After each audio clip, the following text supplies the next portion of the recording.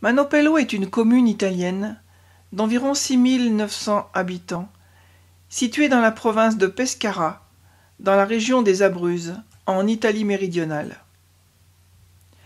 Le voile de Manopello, conservé dans l'église, est une image de Jésus-Christ imprimée sur un byssus, un voile de 17,5 par 24 cm, à l'origine plus grand. Cette relique d'origine inconnue est arrivée à Manopello en 1506, apportée par un pèlerin inconnu, qui a disparu sans laisser de traces, immédiatement après la livraison au père Giacomo Antonio Leonelli. En 1999, Heinrich Pfeiffer déclara avoir découvert dans un monastère capucin le voile de Véronique, au lieu dit Manopello en Italie. Le père Pfeiffer propose une théorie personnelle. Le voile de Manopello et celui dit de Véronique ne seraient qu'un et unique objet, volé au Vatican en 1506 à Rome. Il déclare également que le voile daterait du temps de Jésus et qu'il aurait été placé directement sur le corps de ce dernier, l'image ayant été formée sur le tissu, toujours selon Pfeiffer, par des phénomènes paranormaux. Pfeiffer propose également toute une liste de divers lieux de transit au Moyen-Âge et en Europe, jusqu'aux dates avancées par la tradition populaire de l'acquisition du voile. Le vendredi 1er septembre, le Saint-Père Benoît XVI s'est rendu dans les Abruzzes, au sanctuaire de la Sainte Face. Le pape a réalisé ce pèlerinage pour le 5e centenaire de l'arrivée du voile à Manopello, et il a élevé l'église au titre de basilique. Cette image pourrait être archéropoïtée, c'est-à-dire non fabriquée par la main de l'homme. Selon le professeur Don Vittori de l'université de Bari, ayant réalisé en 1997 un examen avec ultraviolet, les fibres du voile ne présentent aucun type de couleur. Les observations microscopiques montrant que cette relique n'est ni peinte ni tissée avec des fibres colorées. Avec des techniques photographiques du zoom numérique, l'image serait identique des deux côtés du voile. Que voyons-nous sur ce voile? Le visage du voile de Manopello me regarde. Il a les yeux d'un agneau et aussi d'un lion. La forme du visage et la paix qui en émane font penser à une vieille icône de Madone.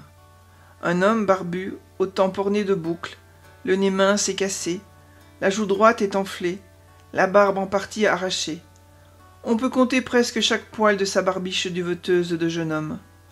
On distingue ses sourcils, fins comme ceux d'une jeune femme. Une délicate touche de cheveux lui tombe depuis l'arrêt du milieu du front, qu'il a haut. En y regardant de plus près, des parties des lèvres, des tempes et du front révèlent çà et là le ton de peau plus rose de plaies fraîchement cicatrisées, mais en quelque sorte à l'intérieur des fibres, comme si l'on avait affaire à un hologramme. On retrouve ce genre de traces sous les yeux, sur la cavité des orbites et aussi sur l'œdème de la joue droite. Le cou n'apparaît pas, ni les oreilles. La chevelure qui encadre le visage les dissimule complètement. Les yeux grands ouverts expriment une indicible paix, de la stupéfaction, de l'ébahissement, de l'étonnement, une douce compassion. Ses lèvres ne trahissent pas l'ombre d'une souffrance, d'une colère ou d'une imprécation. On dirait le visage d'un homme tout juste tiré de son sommeil. La couleur des cheveux et de la peau se nuance de brun, de bronze et de marron. La bouche est entr'ouverte, la lèvre supérieure est comme ourlée d'un trait de crayon. On distingue même le bord des incisives. La rangée des dents inférieures ne figure qu'à l'état de points clairs. Un visage vivant me regarde.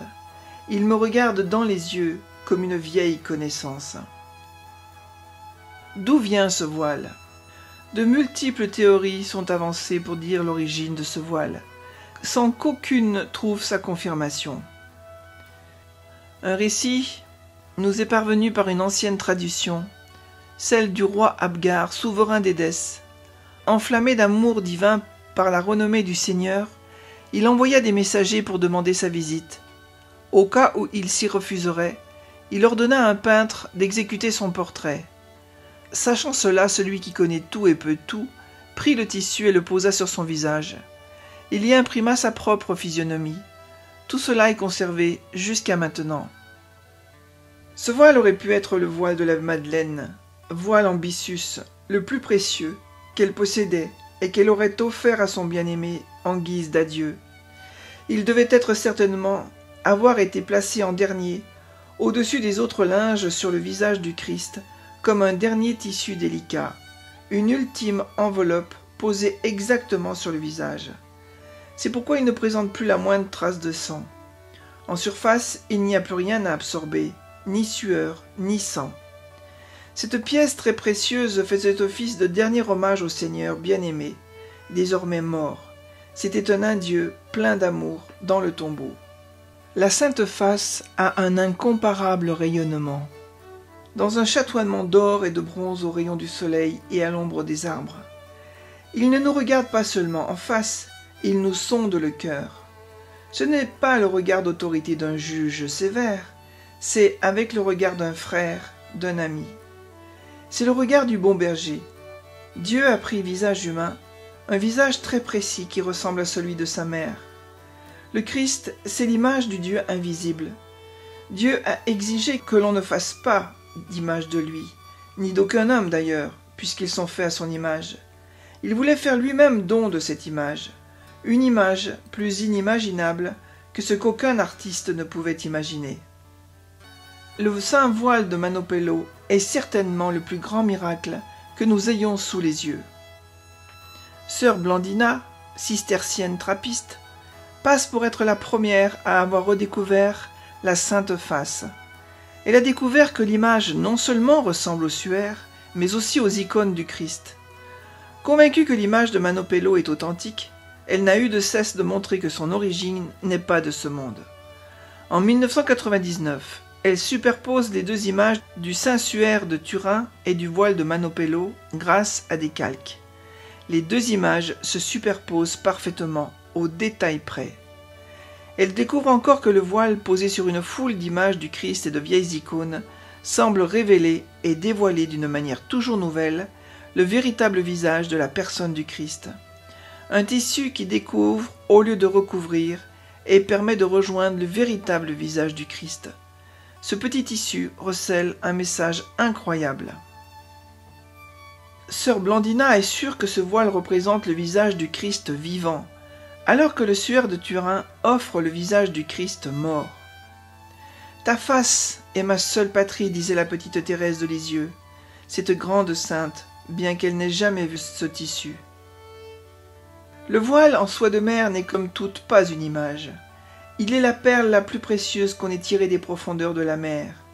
Mais quand bien même serait-il tout simple, ou d'une étoffe aussi grossière qu'un sac de pommes de terre, et non pas fin comme une toile d'araignée ou des ailes de papillon, il porte une parole qui brille au soleil. Une parole qui repose ici, paisible, au milieu des concepts et de toutes les disputes. Elle est le resplendissement du Messie, du Saint d'Israël. Le tissu en soie de mer est l'œuvre de l'Esprit Saint. Il s'adresse à chacun dans sa langue. L'Esprit manifeste ici le Fils, comme le Fils a manifesté le Père.